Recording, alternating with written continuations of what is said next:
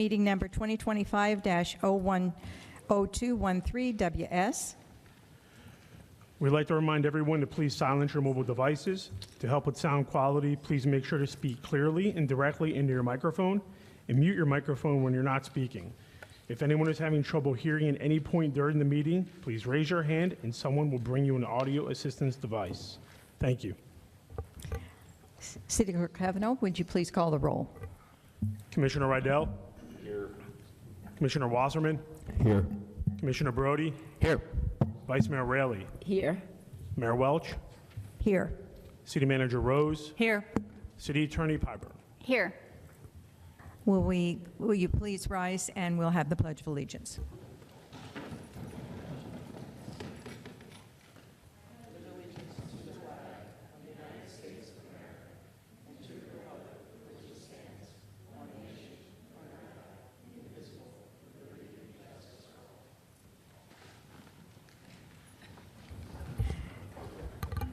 This meeting is being conducted live with a physical quorum present, and the material for today's meeting is available online at www.coconutcreek.net, and the meeting is being broadcast live. We'll now hear the discussion item regarding the Main Street project, and City Manager Rose is going to open it up. Thank you, Mayor, and it's my pleasure to introduce our team today. This is intended to be a workshop where we'll talk through various topic items with the goal of reaching consensus on a group of topics. With me tonight is Justin Proffitt, sitting in for Scott Staudenmeyer, who's a little bit under the weather, so I've asked Justin to pitch it tonight. Of course, Peter Gay Lake, who has been in charge of the financial analysis and has been working through all of the numbers with me for the last many, many months, and Stephen McDonald, our consultant, who did our third-party fiscal analysis for this project. So I'm pleased to have them here today. I am going to be running the clicker and talking and bouncing back and forth, if that's okay with you all. So the purpose of the workshop is to talk through basically a package of investments and some of the policy issues that we need you to weigh in on related to the development of the Main Street project. As you know, staff's been working very diligently with them for many years on site plans, on infrastructure plans, drainage plans for the whole project, and there are a tremendous amount of complexities when it comes to a project of this scale. We've tried to list those complexities into bullet points so that we can get direction from you, some policy direction on moving forward on these various items. So I'd like to just outline kind of the partnership idea that we've been working with the development team, and we'll be going through each of these items so that you can weigh in from a policy perspective on those. We are working to stay away from specific numbers because the expectation is, based on your direction, we will be negotiating final agreements that will all come back to you. Any of the applications that we're talking about tonight will come before you for final votes. So we'll be talking in generalities, trying to get the big picture outlined. It is complex, and every one of these items is intertwined with each other. So it's a little complicated, but we're going to try to get through it. If it's okay with you, I'd like, we'll run through each of these items, and then at the end, then maybe we'll recap and take a consensus on each of the items, if that's okay with you. So we've outlined this just so that you understand the flow of the various agreements. And the CDD is indicated at the top because until, just about, well, in fact, yesterday, we were processing and working on a development agreement that assumed no CDD. During the period between Thanksgiving and Christmas, it became clear that the development team could not do this project without the benefit of a CDD. Their ability to fund the infrastructure, the water, the sewer, the drainage, and the roads with the lower interest rates provided for in the CDD was essential to allow them to make this project happen. So they just today actually formally submitted the CDD application. So we'll be talking about the CDD sort of as the overarching conversation, Because if you are in support of at least considering the CDD, we want to make sure you're directing us to work on that, and make sure, we've done a lot of work on the development agreement. It will require modification if you support the concept of a CDD. So I just wanted to kind of lay that out. That's kind of how we'll proceed. Peter Gay is going to give you an overview of the fiscal impacts and discuss our ability to invest in this project.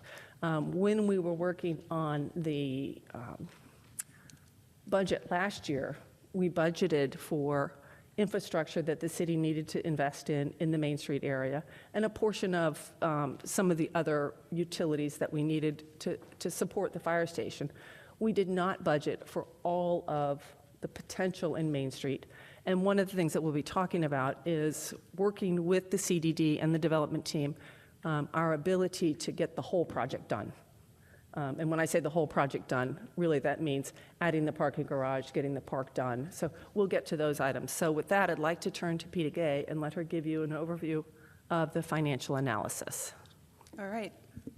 Thank you, Sheila. Vice Mayor, Mayor, Commissioners, everyone, good evening.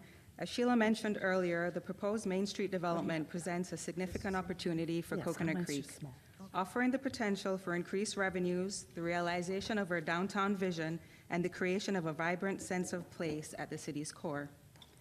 As part of the process of moving this project along, the developer provided a fiscal and economic analysis outlining the net fiscal impact, which basically forecasts the additional revenues generated from the project minus any of the cost of service in the area.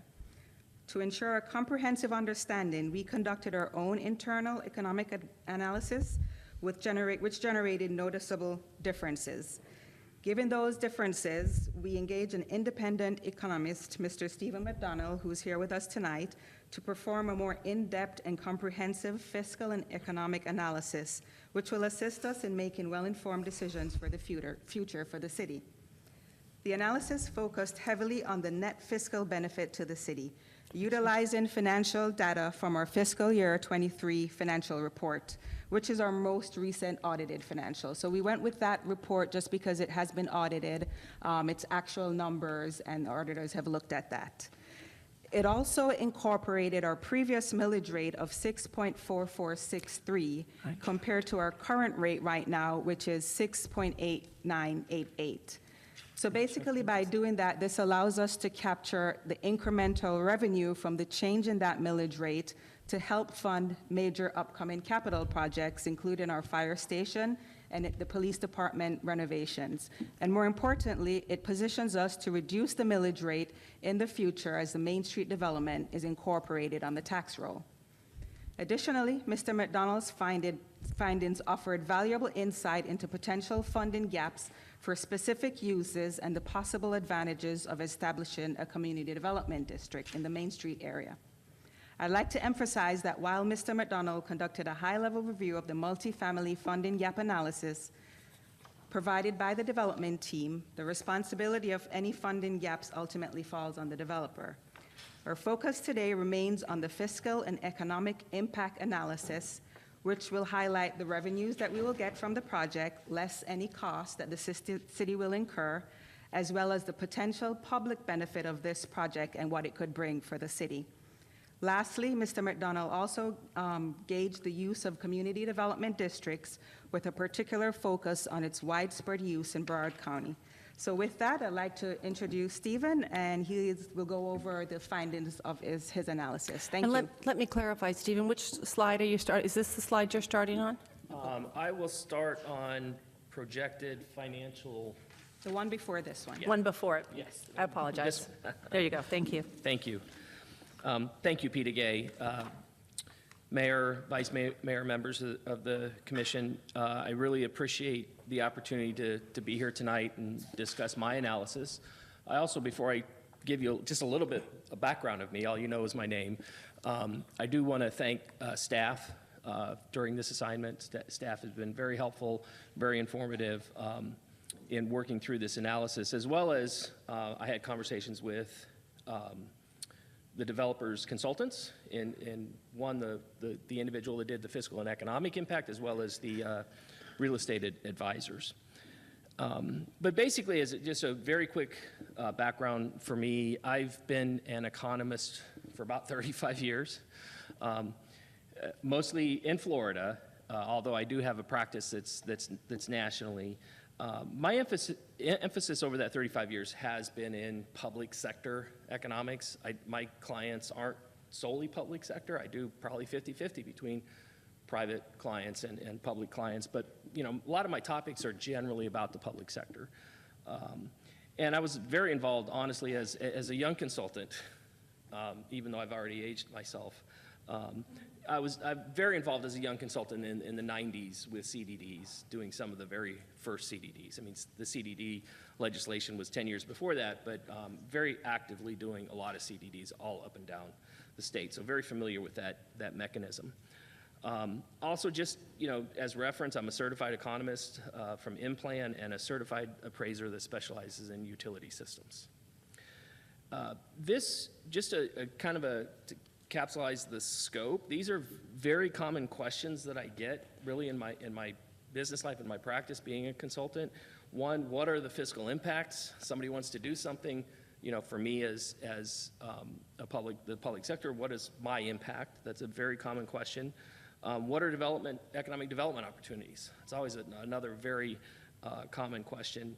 And the other common question is usually that, the burden of costs. I mean, you want to be fair and equitable to, existing residents. You also want to be fair and equitable to future residents because those economic development opportunities come from growth. So it comes from new development, it comes from new population. So you just do want to make sure that those are what you're trying to achieve are fair and equitable. So those are the three questions that were really posed and asked of me in this. And as Peter Gay mentioned, it was heavily focused on fiscal impacts. Because again, I think if you think about the definition of economic development, it's all about quality of life.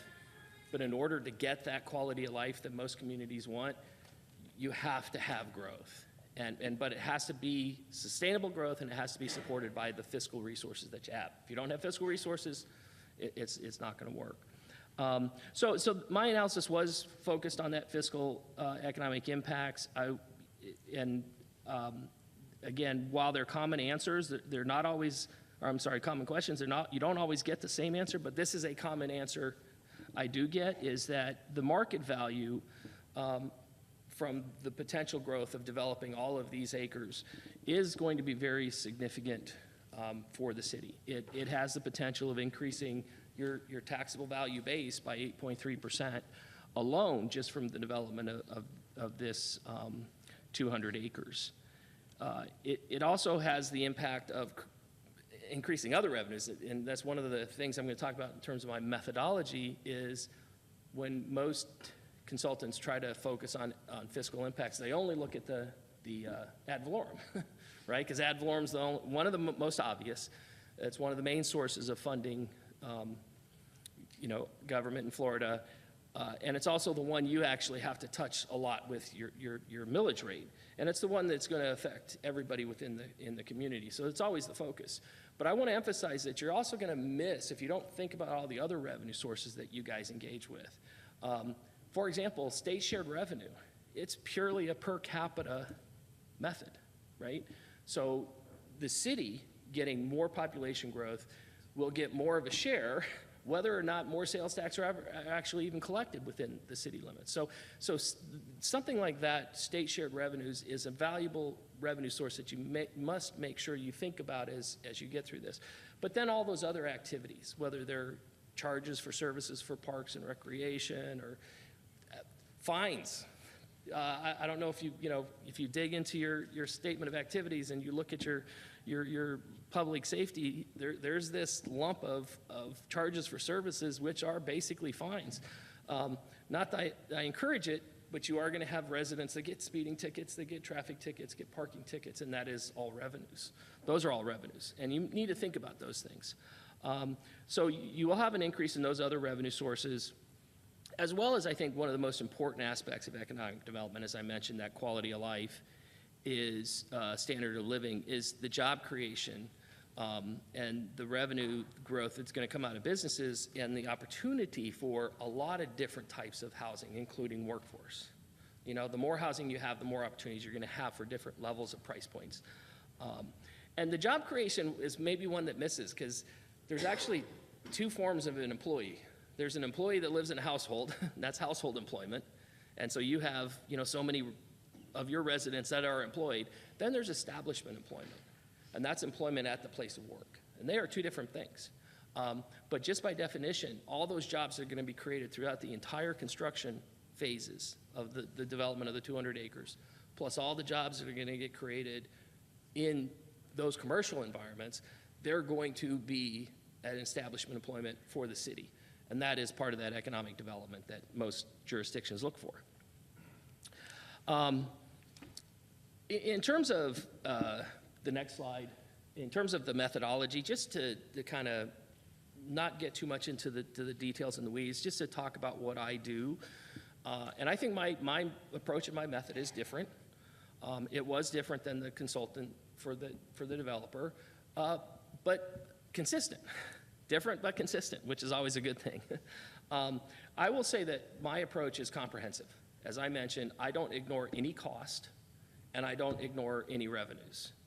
And what I'm trying to do is make it fair and equitable, which means, and I kind of call this political equilibrium today, if you do have any kind of existing deficiency in level of service, which I don't think there are some things maybe you want to have more of or better, but if you have something existing, my approach to that comprehensive doesn't ignore that, and it doesn't put that burden on new growth, right? But at the same token, I'm also considering all costs, which the idea being not to burden existing residents. For example, let's say a city hall. You're not going to build a city hall incrementally every year you get new residents. You build a city hall at one point, maybe you grow out of it and you build a different one, but my method, as Peter Gay mentioned, uses that fiscal year 23 audit, and the reason I use that is not to be dated.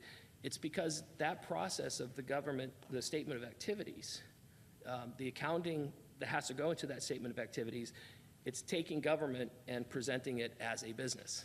Here's how you would look like if you were actually running a business. Not the way we normally budget, revenues equals expenses. And the big thing is it takes capital, and it doesn't treat capital in that year that it happened. It treats capital as a use of the capital, as a depreciation.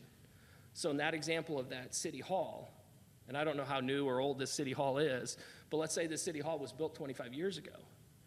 If I had a budget today and you don't have that capital expense, and or if, let's say you're not even paying debt on it, then I miss it. But by using the statement of activities, it's still being depreciated. Because this is government building being depreciated for 50 years, that cost is in that statement of activities. So what I'm trying to do is say that, yes, you're not going to build a new city hall incrementally every time you get a new resident, but over time, I'm accounting for that individual's cost burden to you, and maybe 10 years, 15 years from now, you do need a new facility, and I've already accounted for it. So that's kind of my approach, and as I mentioned, the same thing goes for revenues as well. So if you go to the next slide, in my report, and like I said, I didn't want to go into too many details right now, but I'd be happy to answer any questions. The bottom line of what I see within this development is that at build-out, and that's the other thing, I know some infrastructure might be required up front, which is part of the benefits of a CDD, but while some infrastructure might be required up front as a cost, your revenues are only going to come once the residents come or once the jobs come.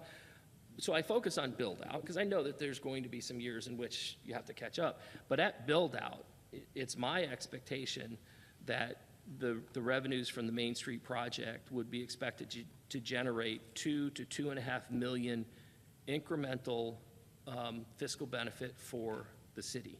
Meaning that, and I've got a lot of costs. I don't want to minimize the cost. My cost estimates are in there. There's in the millions and millions of dollars. You're going to have to increase certain aspects of services by millions of dollars.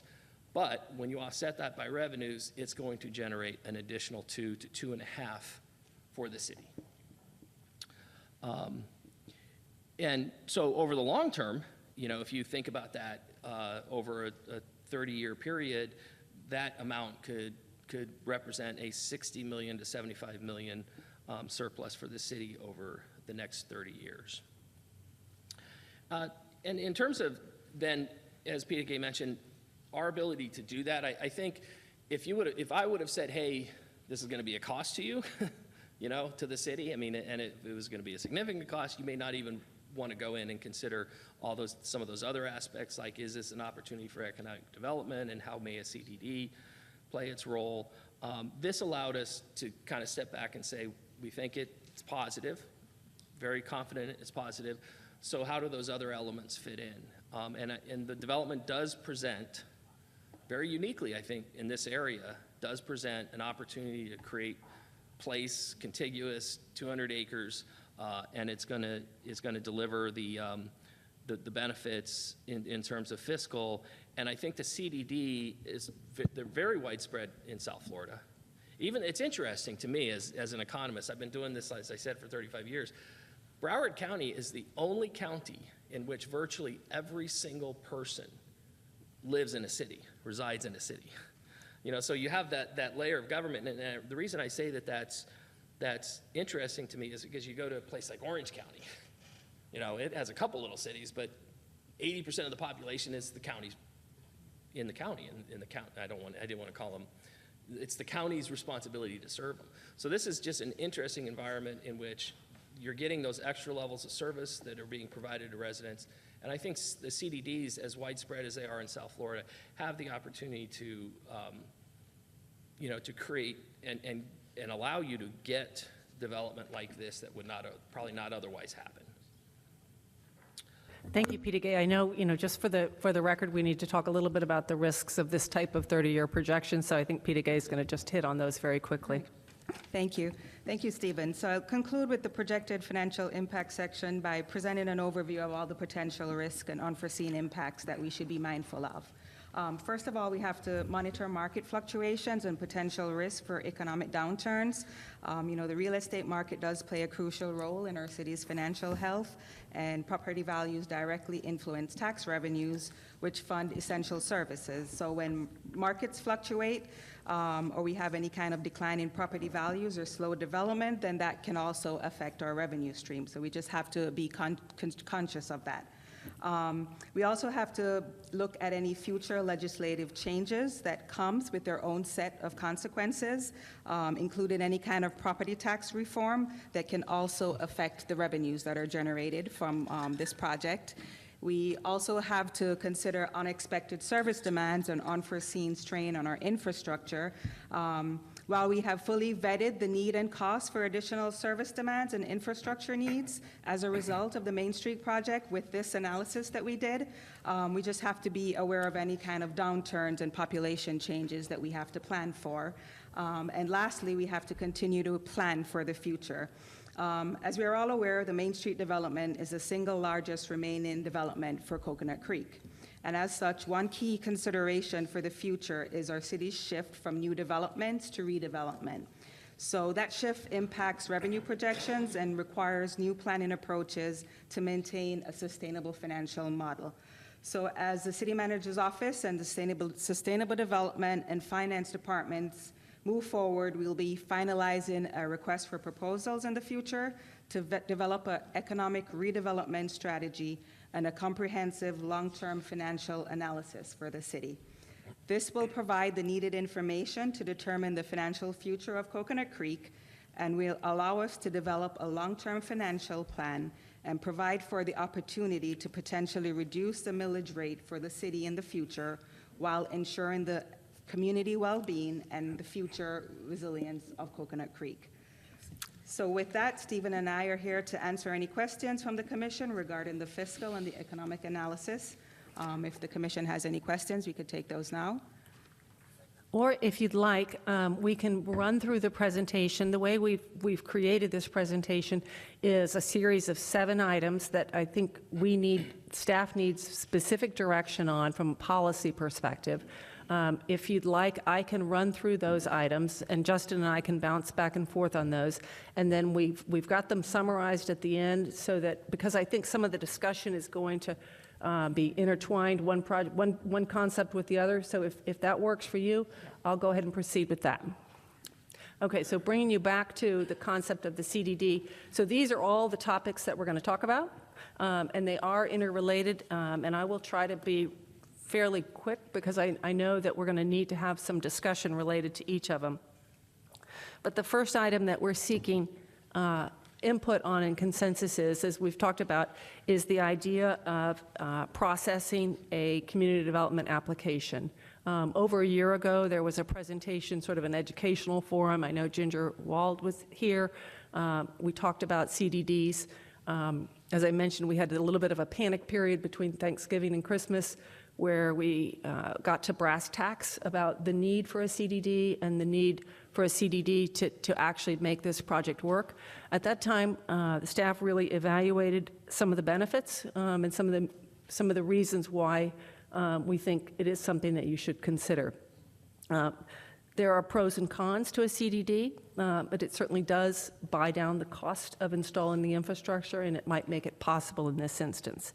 One of the most important points from a city perspective is that I've been working with the developer about accepting the long-term maintenance of the roads. In the Main Street Project area, the road maintenance is very complicated because the roads include the streetscapes. You know, this is not your traditional road building. The road building in this area is assumed to have those Main Street cross sections, which have the wider sidewalks, the landscaping. So one of the things that we've been talking about associated with the CDD is having the CDD maintain that entire area. So instead of having the city maintain the driving surface for the roads, the CDD would maintain from the building facade to the building facade, which would include the driving surface, the sidewalks, the landscaping, the street furniture. So that's one of the reasons. I know Justin wants to just hit a little bit on what you'll see in a CDD application and some of the process associated with that. So Justin, can you do that quickly? Sure. As Sheila said, we have reviewed the draft petition, and I'm going to officially count tomorrow as the official submission date. Okay. Because this does have a time clock per statutes. But generally speaking, a CDD is organized with a couple of sections. So when you see it, it's going to cover some major topics like, for example, a timeline for construction of all the proposed public or private improvements in the CDD. It'll provide a total estimated cost of all those improvements. It will also list out all the different types of improvements. So if you recall back to the roadway master site plan, there's multiple, there was almost 80, 90 pages of sheets of documents in there, but there's multiple layers of infrastructure improvements that are going to be occurring just in the roadways alone, not including all the other areas. So, and let me just go through a few of them. Stormwater and surface water management system, water distribution systems, wastewater collection systems, roadways and streetscapes, open spaces and associated landscape areas, water reuse systems for irrigation. It could also include a public parking garage, and it could also include the Village Green and the Lakeside Plaza. So there's some public parks and public facilities included in that as well. So I'll summarize. Yep. So as it relates to this item, we are not expecting you to have vetted the CDD. We have not vetted the CDD. All we're asking is we're seeking consensus related to directing staff to process the application and bring it before you for a formal vote. That action requires us to get moving relatively quickly. Advertisements need to be placed, and it's an application that has a short fuse. I think there's a 45-day turnaround period. So we can talk about that at the end, or if you want to weigh in on that at this point, I'm okay either way. So we'll keep going.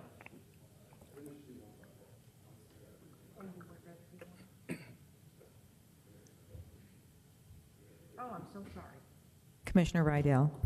Yeah, just to chime in on this, Sheila, just a couple quick questions for clarity purposes. Obviously, there's a number of slides that you're going to go through getting consensus, correct? Correct. And there's no approvals that are happening tonight, correct? Correct, this is just a workshop. And these are all things that we want to essentially suggest and agree to move forward to an ultimate agreement, correct? Correct. So my suggestion would be that we go one at a time, if we give consensus to that. Obviously, I think technical questions can be asked at the time it comes up for formal vote. I think we've all gone over a lot of this. I don't want to speak for any of my colleagues. I think we've gone over a lot of these points into deep clarity, and I think that would, it's just how I envision it, but I have some questions for you, sir, but I'll get to that at the end. But that's my thought on this. So for number one, I give consensus. Commissioner Wasserman, do you still want to speak? Go ahead. So I'm kind of in agreement here. If we go by step, that way we're not trying to remember what was talked about 30 minutes ago.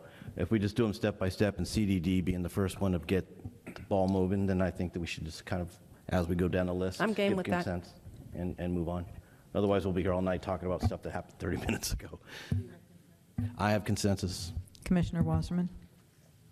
Thank you, Mayor. I give consensus as well. I think it's important, and I'll bring it up later on too, but perception, and I brought it up in my meeting, my work, when we had the meeting the other day, perception is a driving force of a lot of things in our city, and I think it's any city. And when we start talking about this, it's going to be so important to educate, to let our residents know, because they're investing in this. That has to be known. It has to be, and perception is when you hear people talk about it, it's like, what is it going to do for me, right? And they might do yoga in the park one day, and they might, take a walk wherever, at the dog park, whatever. But perception is going to drive a lot of this, and, a CDD, I was originally, on the edge, but if somebody wants to move into there and they're a consumer and they are okay with paying it, I don't see the problem. Right? I'm okay with the consumer-driven model in a sense. But I hope the city I hope when we start rolling this out, I don't know if we have I don't know what your temperature is on this, on educating and letting people know. But I'd appreciate with such a massive project that the city takes the responsibility to educate our residents, or at least make an attempt to do so. No, I appreciate that. Vice Mayor Reilly? I give consensus as well. And yes, to educate our residents. And I just wanted to ask, the CDD is also tax deductible, just like their real estate taxes, is it not? I might ask Ginger if she could answer that. Ginger Wald. Unfortunately, I can't answer that because I am not an accountant. All right. I wish I could. Okay. So they would be special assessments, but I can find that out for you. Okay, I'll thank ask my you. CPA. Yes, thank you. Good Okay. question. Thank you. That's all I have, but I do give consensus.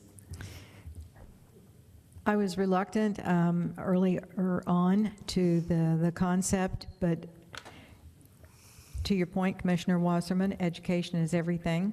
So especially given about the long-term maintenance for our city, the commitment for that, for the infrastructure, et cetera, and the benefits that could come about for it. But to your point, sorry, what's his name, Mr. McDonald? Mr. McDonald. Mr. McDonald, I'm so sorry.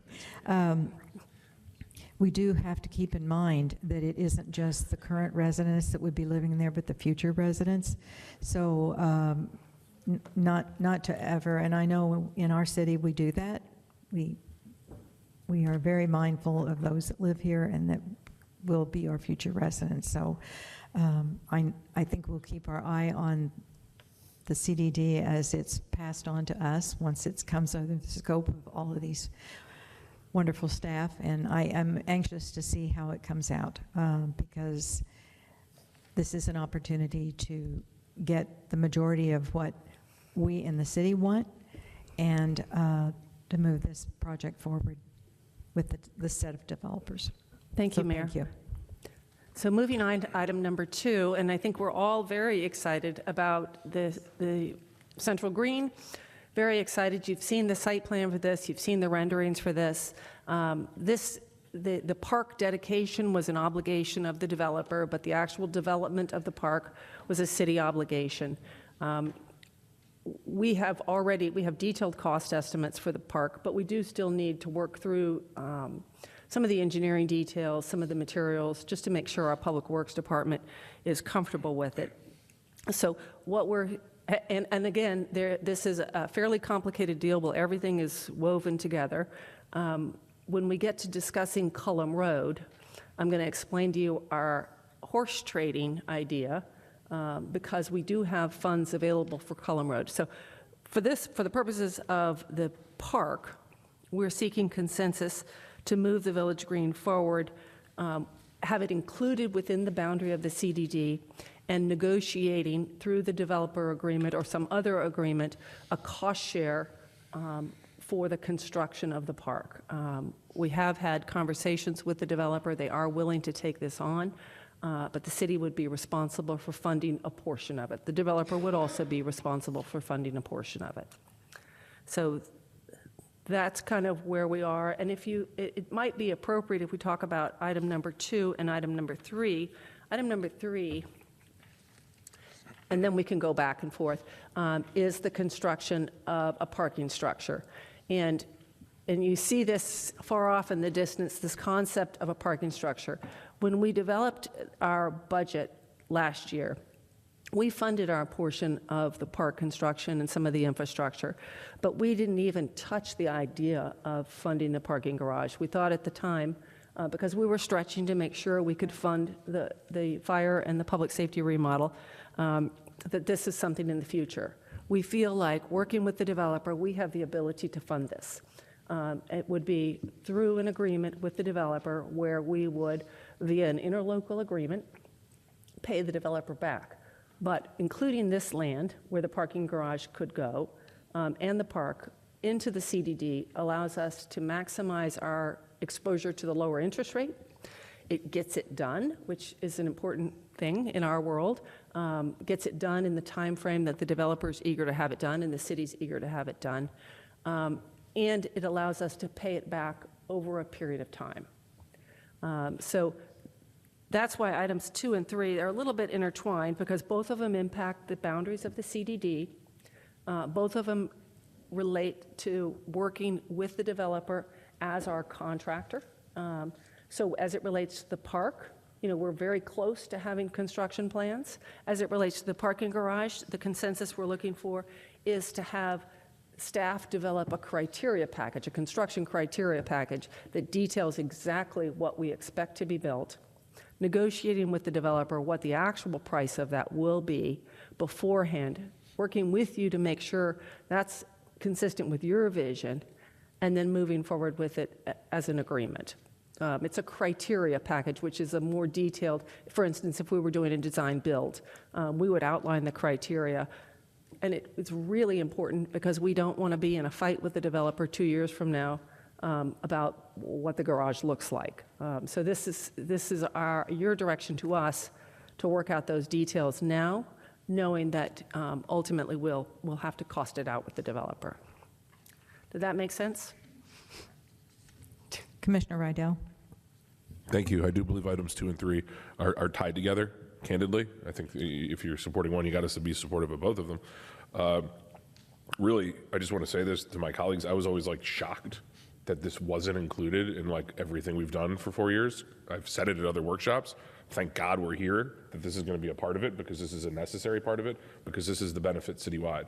If you look at incorporated Boca Raton, the benefit of all their residents of Meisner Park is tremendous. Right. As a meeting space, as a centralized city area. So I approve in consensus 2 and 3.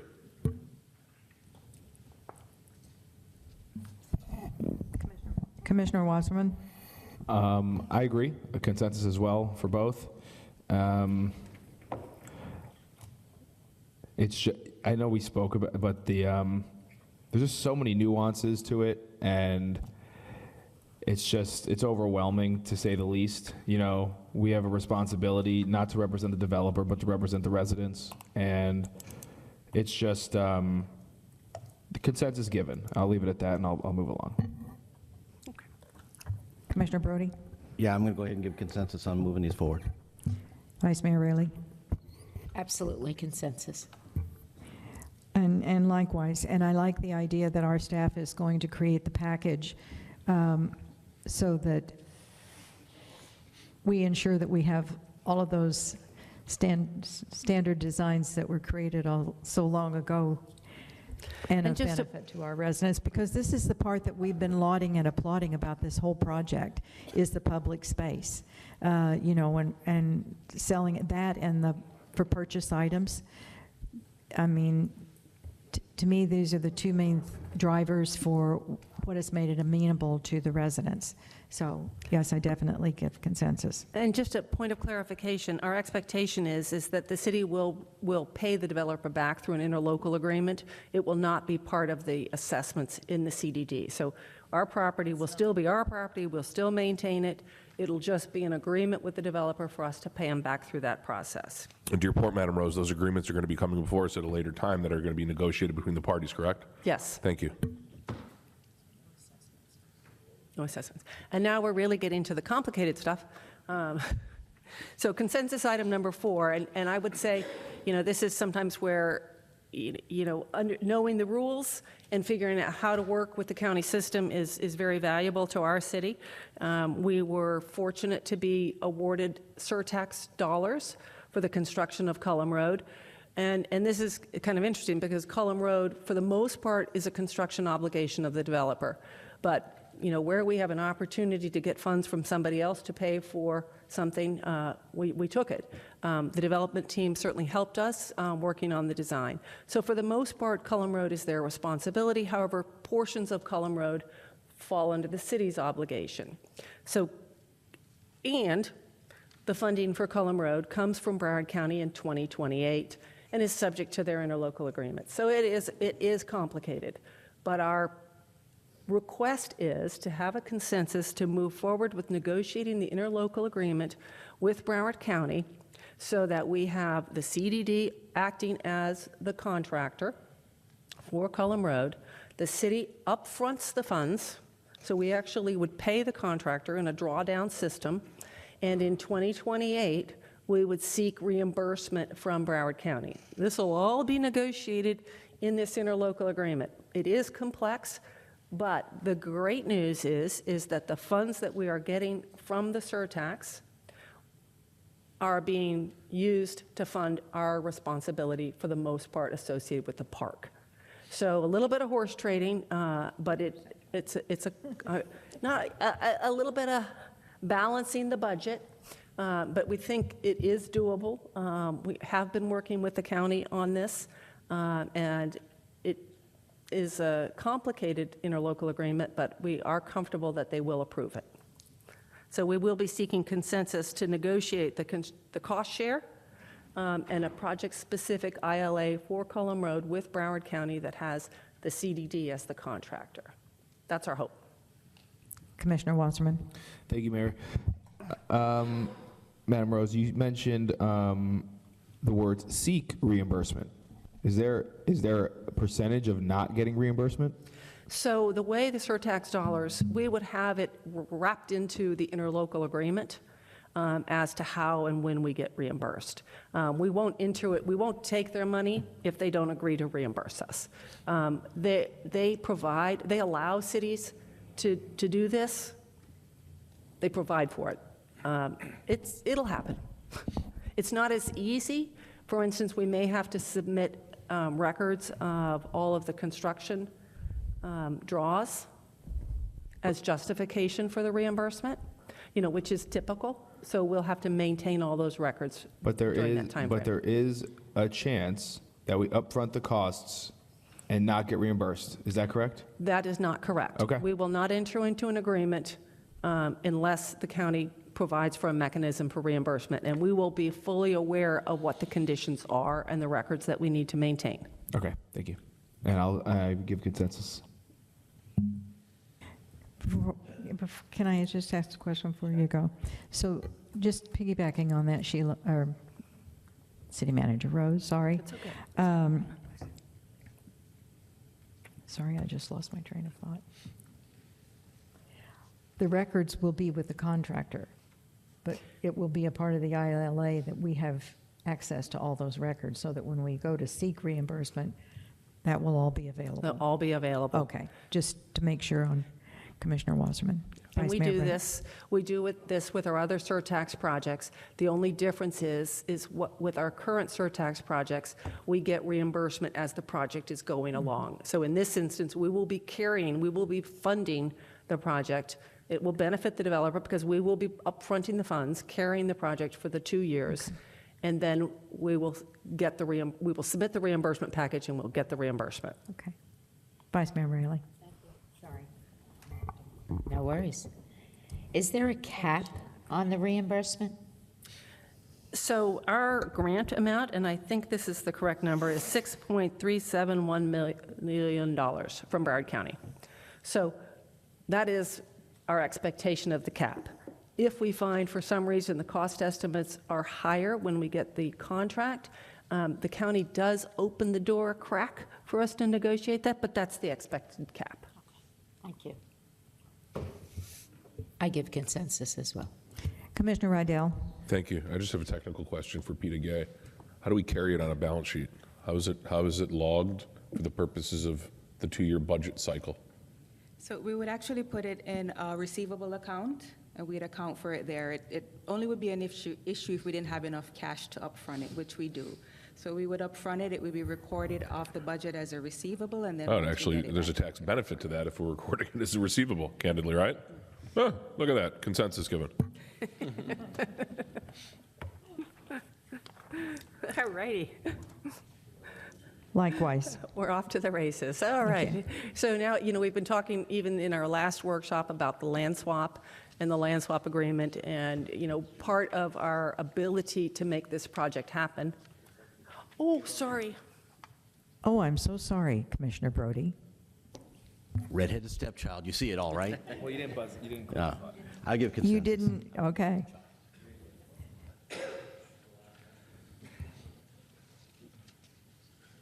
Go right ahead.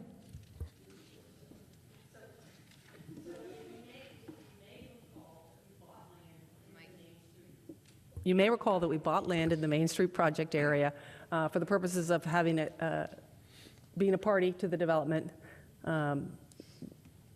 And as the concept for Main Street changed, when retail, when there was no longer the concept of a viable retail strip or a Main Street, we re-envisioned the entire Main Street into creating a really viable civic node so that it became much more public focused, the civic node, and the land swap agreement that we've been negotiating and doing appraisals on over the last many years has focused on assembling the property for the civic node. Justin's going to talk a little bit about the mechanism for the land swap and the methodology for the appraisals, but if you could, Justin. Yeah, I'll briefly talk about that. So, yeah, and obviously you could just see from the graphic the need for the land swap. The city-owned parcels are where Block 15A, the condominium development, was site plan approved recently, and the future Village Green parking garage, cultural facility / Block 13 and fire area is all in the civic node. Well, the developer owns parcels there, so hence the need for the land swap agreement. The city and I believe also the developer have had appraisals of these parcels completed, and there are various iterations of that. But even when it comes before you again, I believe that these evaluations would be updated again to ensure that they reflect current land values. And the city hired Walter Duke and Partners to perform these. The last one was done in October 24, but we'll update those again. And just the goal is just exchanging these properties and to realize the vision of that civic node, and to do that with an important goal of it being cost neutral to both the city and the developer. So the consensus is to seek, unless you want to read that part, Sheila. Sure. Well, so let me point out, so if you were to start at the western corner of the purple space, the first space would be the parking garage, the second space would be the Village Green. The third space, third block, Block 13, is one that we'll have to talk about in the future, but it's a great opportunity for something unique. And then the space on the east side of Banks Road, which is right behind the high school, is where our proposed fire and fire administration officers are going. But they are proposed to be developed at the far east end of that purple block, which is approximately 10 acres. We expect to have almost 6 acres left in that area. So we will be doing some planning and some thought-provoking conversations about the development of that piece for economic development and the conversation about Block 13 and how we might activate that space. So pulling all those pieces together is very valuable to the city. I think what Justin was trying to say is our current appraisals show the city's property is more valuable, or we've got more square feet than the developer. Throughout the negotiations, we've been pushing roads in and out and who's responsible for what for the purposes of trying to balance this. Right now, there is a delta between our property and their property because we've got more square feet than they do. We don't expect that to be a huge gap. Right now, it's estimated at about $500,000. But as the appraisals come forward, our expectation or hope is that you will support a wash. We've been working back and forth on who's responsible to dedicate the roads to the public, so there's lots of moving parts. We think it's mutually beneficial, so that's the consensus, is to move that forward with a cost neutral to both parties.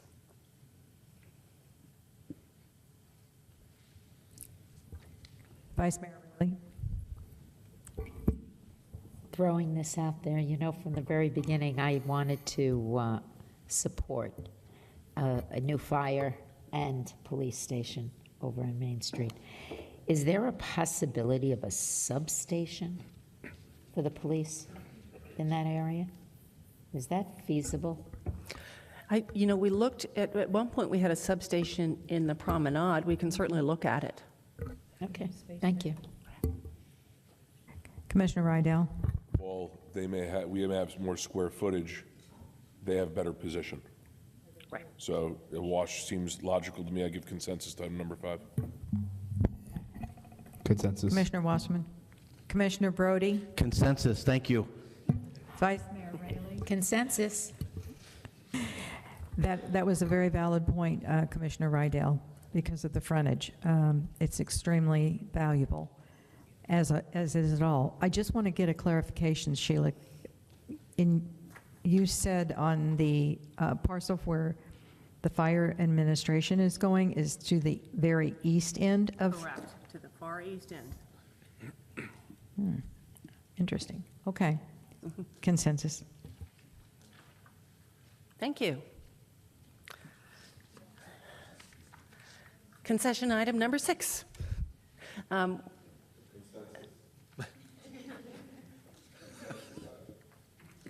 What did I say? Consensus item number 6, which is to, right now, and you may know that we have been working to put the lines on Lyons Road underground for many, many years. We're seeking a consensus for the city to fund that portion of the overhead to underground line conversion along Lyons Road for continuity. The developer and the developer's landowner has participated in the overhead to underground in the interior of Main Street, but this would have the city funding the conversion of those lines from overhead to underground. I will note it will not include the giant poles, the transmission lines. It will just clean up the look, but it certainly does clean up the look along Lyons Road and allows us to do better landscaping and treatments along that area. So we are seeking consensus to have the city participate in that item. Commissioner Rydell. Just from Peter Gay, while it's a consensus item, I'm curious, what's our current balance in the Underground Utility Trust Fund? We have approximately $1.2 million. What's the scope and the nature of the project to underground those lines? We don't have current cost estimates. We believe it's close to $1 million. We have saved a portion of the funds. We are doing the overhead to underground on the portion of Schoolhouse Road near the park. We had anticipated doing more of Johnson Road, but that's not practical. So we are going to do the area along Schoolhouse Road. In fact, it may be underway, right? And You got a nod. I guess my final question with that is, future projects between now and then, ultimately, still obviously maybe put into the Underground Utility Trust Fund. Is that fair? The overhead to underground trust fund was modified several years ago. Only the Main Street project area is subject to it now. So traditionally, when we're looking at like other south and north developments, I know they used to put into the fund, but we're no longer doing that. Right. So the fund's essentially capped at what it is. Correct. So it's a leverage animal. Okay. I give consensus to item number 6. Commissioner Wasserman? Are there any on the west side of Lyons, south of Sample? Are there utility lines above ground there? Only the light.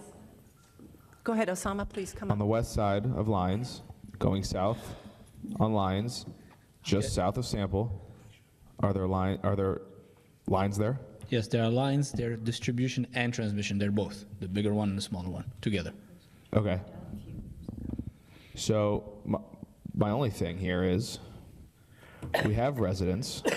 Is there going to be a move forward to get those underground at some point? No. Like on like in Township, Cocoa Plum side. So we haven't programmed the overhead to underground conversion there because of when they did the transmission lines, we required that they attach as many of the distribution lines to them, but we certainly can look at, if there are any other Right. opportunities. So I do have a problem giving consensus on this when we have, with current residents, not having that effect, if that makes sense, of underground lines. Is that correct? They do not have underground lines there, right? So let me confirm, we will need to confirm whether there is the ability to convert any of those lines, because when FP&L came in and Osama may be able to add to this, when FP&L changed out and put those big transmission poles, the city required that they clean up the understory lines, so I don't know if there are any opportunities along that corridor. Yeah, that's a correct statement. A lot of the transmission lines had new poles and they attached the distribution, which are the lower ones, to that. And they're not going to be amicable to go ahead and put them on the ground for everything they have spent until now, because they already hardened all that. If anything, it will be for aesthetics and not for resiliency. Okay. And for this is for residents or for aesthetics? This is for the view of the city for both hardening, resiliency, and for aesthetics, because it certainly does clean up the lines. That's correct. It will be resiliency because these poles are old, they haven't touched them yet. Okay, and the ones you've already said have been updated or whatever you mentioned? They've been working for years, yes. And it's the transmission, the much larger ones, they're attached to that. And using Underground Utility Trust Fund dollars for that wouldn't be something we'd be able to do down the road? I think I think Terrell wants to weigh in. Oh, hi, Terrell. Hi, good evening. The Overhead to Underground Trust Fund is funded generally by new development and is supposed to be used by new development. So unless there's new development in the area, that would be difficult to do. Additionally, Main Street under the PMDD requires that everything be undergrounded as part of the PMDD. So not only the power lines, but also your small cells and other types of things. And that was always envisioned for this area, so this really would just be consistent with that vision. And I will correct, my earlier statement. We do have more current cost estimates on the overhead to underground. So the expectation is that the city would participate up to $1 million. The cost estimates are actually closer to $2 million. I just want to add something. In the area that you're talking about, when the wooden poles were cleaned up and then attached to the larger poles, it took almost an act of God to get that cleanup completed, right? Because the wooden poles stayed there for a long, long time. It was a real bone of contention. So at least in this area, this part is going to be cleaned up and undergrounded, and we won't have to fight with FPL to get the cleanup done. I know that was before you moved here, Commissioner Wasserman. I just want to tell you it was quite a task to get that done.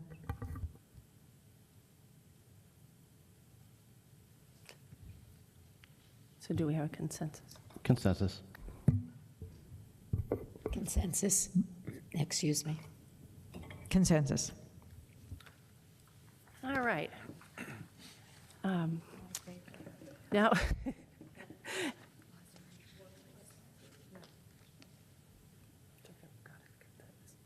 all right, moving on.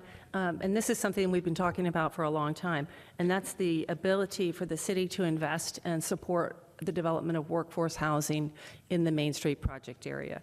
So staff is proposing two separate types of programs, and in fact, Commissioner Wasserman and I were talking about this earlier, a first-time homebuyer program, which would be funded through the city's linkage fee. And we did a similar program like this with Paloma Lakes, with Lago Vista, where the city puts in a batch of funds, the developer actually administers it, underwrites it, and has, you know, the qualifications for first-time homebuyers for the for-sale product.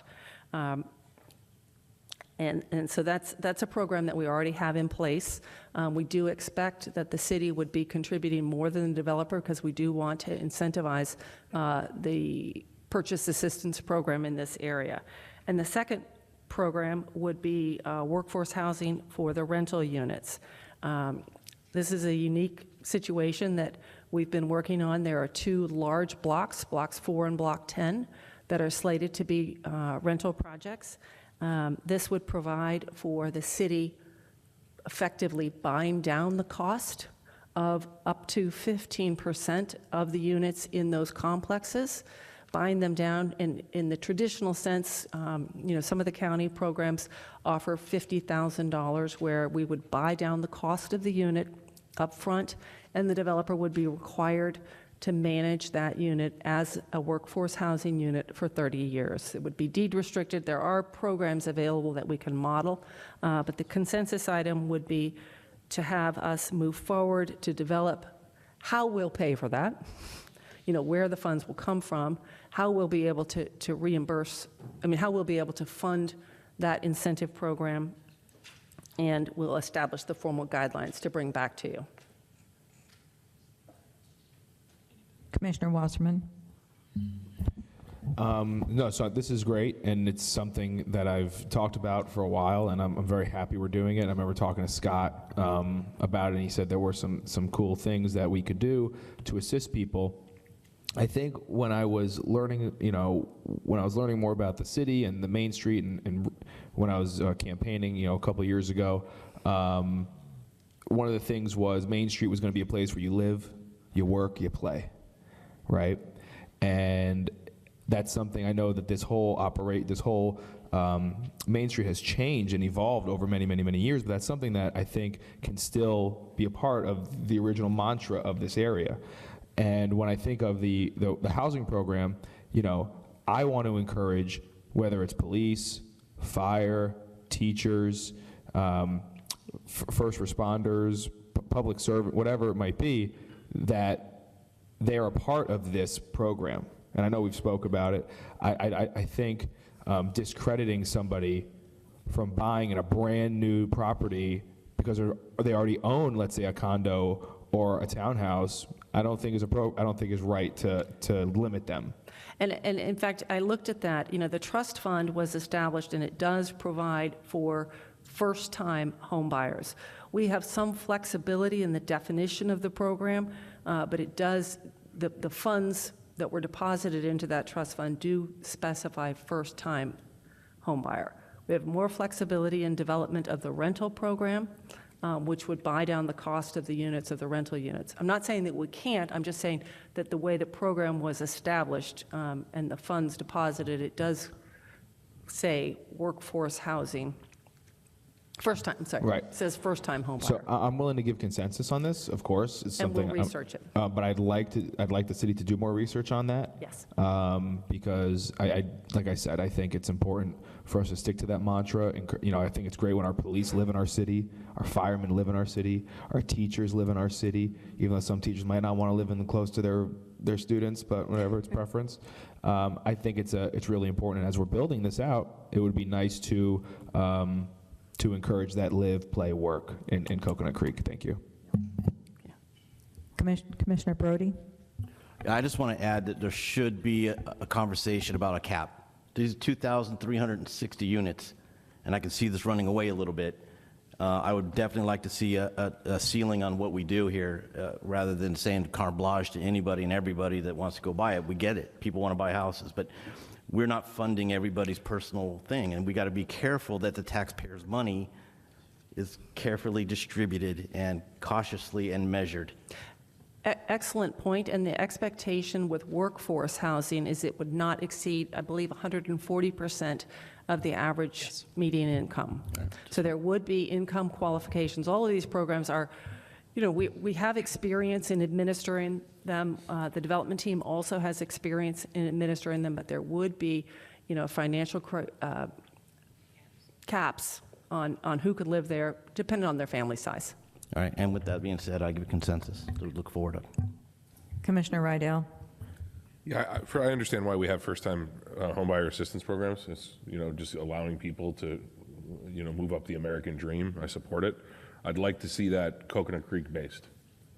And I say that because I think there's a lot of people living in our city right now, whether they're, in their 20s living back with their parents, unable to purchase a house, that want to be in this city, that are not able to afford other places, or they're, maybe renting in one of our communities. So I don't know if you could build that in, but I would like to see, Coconut Creek residents move to the top of that. I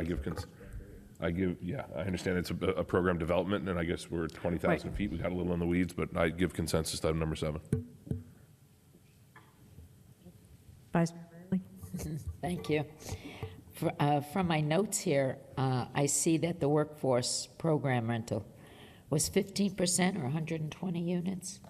Is that what That's it's been used limited for to? approximation. We Yeah. don't have the actual unit count on Yeah. Block 10. Okay. That's still coming in for site plan approval, but our expectation is we wouldn't exceed 15%. Right. Because we've used that to calculate the investment. Exactly. Okay, thank you. Yes, I give consensus. I definitely give consensus. This is what we've all been striving for. We don't have affordable housing, so to come up with something that's a workforce housing and rental land purchase is really important. Consensus. Well, if I could just walk through the next steps, and I'll remind you, each of these agreements will come back to you in some form. You'll see the final form. The purpose of tonight's workshop is really to give us clear policy direction on what you want us to spend our time working on. But I, for the most part, heard a consensus across the board. We will be bringing all of these agreements back to you, and I really just want to thank Peter Gay, Justin, Scott, and Bernadette, who helped put this PowerPoint together and made a very complicated topic seem very simple.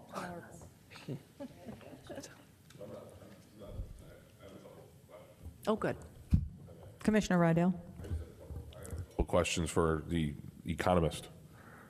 If you could just give me, I'm just curious, candidly, could you give us a little bit of your CV in terms of just educational history, municipalities you've worked for, things of that nature? Oh, sure. So I have an undergraduate in public policy, a master's in econometrics. So my specialty was, quantitative economics. Within Florida, I have probably, over the last 35 years, I have probably done at least 100 fiscal impact analyses. Quite a bit in South Florida. I don't think that there's, maybe some small cities, there's a ton of, little municipalities, but I don't think there hasn't been a jurisdiction that I haven't touched in some form or fashion, whether, on a team or doing it directly. In terms of CDDs. I've been the assessment, whatever you want to call it, the person who creates the assessment methodology on at least 24 CDDs, mostly in the state of Florida, and that's probably, $2 billion worth of bond debt that's been issued on all of those CDDs. I did the Disney Enterprise and Celebration District assessments, and but I can share, No, I'm just, do you know Ginger? Ginger. Do you know her? I do not. No, but I do know his name. Do you know her name? No. Okay.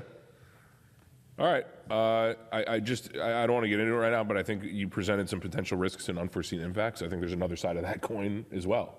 I think while you have a CDD and anything like this, there's a gamble. I think there was a little, that slide 8, little negative for me, right? I get that there's unforeseen consequences and potential other impacts. There's the opposite. It's true. There's actually major upside and foreseeable incremental increases for the city. So your numbers are, listen, I've been sitting here for 4 years looking at various numbers and the fiscal impact of how this could go one way or the other. I've seen multiple development teams tell me what the fiscal impact is. I'm curious to see where your numbers are at. I only say that because they brought you in as a contractor, and it's significant to me. Somebody, to me, and I'm just saying it, their team, and I don't want to say they're like with us or against us, but they're using a woman that's, renowned statewide for development of CDDs. So that's important to me to understand that a little bit, to make sure we have the right people on our team, whether you are or not, to complement the discussion of a CDD. That's all. We kind of want we want a fact-specific expert as well. That's my only suggestion as I stand here today. I have nothing further. Commissioner Brody. I just have one question, Ms. McDonald. Have you ever recommended not doing one out of the 100 or so that you've done? Fiscal impacts? Yeah. You never told a city that don't do that? Honestly, I can't, there's never an absolute. But in all of my time, and you have to understand that almost every jurisdiction, unless you're a little special district that's nothing but commercial development, every jurisdiction gets 80 to 90% of their taxable value from residentials, right?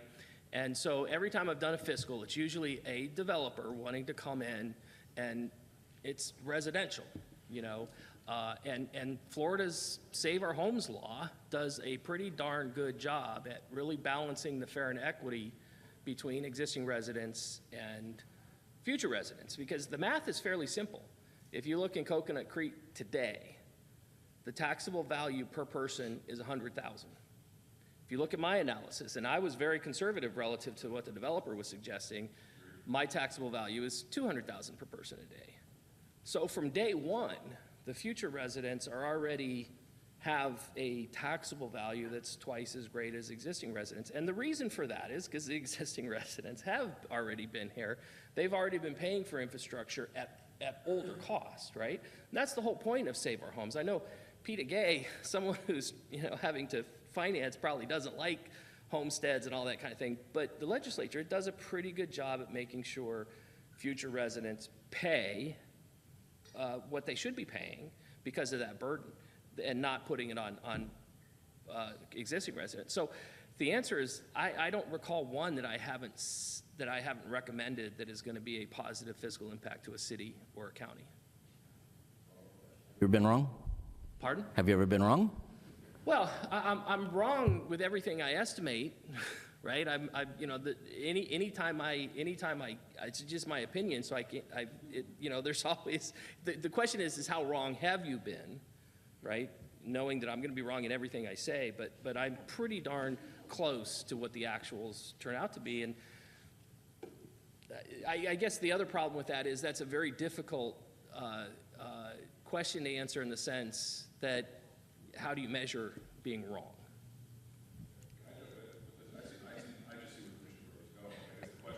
My question is, and John, correct me if I'm wrong, I'm just going to try to encapsulate it better. Have you ever consulted and recommended a CDD for a municipality, a county, that CDD at some point was in some fiscal trouble? Is that a fair assessment, John? Absolutely not, no. That's the question. I mean, I look at all I think this, I heard it right. I just wanted to ask it more directly. No. And again, I do want to clarify, I don't make recommendations about CDDs. right? CDDs. You're analyzing the fiscal impact. Yeah, I get it. CDDs are a mechanism that the legislature authorizes. So I don't make recommendations that, hey, you should do this. I agree with the way CDDs are structured, that they really do allow for, efficient, effective infrastructure, that cost and on those individuals who are going to benefit from it. I mean, it is but I don't recommend that you do this or don't do this. And all of my time has just been about these assessments. Thanks for your answer. I just wanted to make sure we got that kind of out in the open a little bit too. So Commissioner Wasserman. Thank you, Mayor. I just want to, for the record, the tax increase, the increase that we'll be bringing in will help our city, right? We'll be able to repair things, do things more, right? Because we're talking about, bringing in more money from the taxes that will be produced or generated from this property. Yes. And I think it's important to recognize that, especially as we just saw a millage increase of that money now going towards some things in that property in the Main Street, Correct. right? And this is for me. This will be the only time that I'm going to give consensus on these things from our city, because at what level do we say we can't offer anymore? Right? And I think that's... And I just want to make that clear. Okay. We've bent over backwards. I understand that the developers have done a lot, and they've had to do so much, and I know what they, but at the end of the day, this is for our city, but it's also for the developers. And I want to make sure that when I say this, I can't, in good jest, in good faith, go forward and take more from what we're generating and provide it in, I don't want to say incentives, maybe that's the word, after tonight. I appreciate that. We've presented this as a package and had that very clear conversation with the development team. Anyone else have any more comment? There's Girl Scout cookies being sold right outside. Coconut Creek's only Girl Scout troop. That's all. Yeah. Move to Anything else? adjourn? No, I think we've got a clear consensus, and you'll see our next steps moving forward. You'll see us working aggressively on these items. Not on the tape. Move to adjourn? Yes.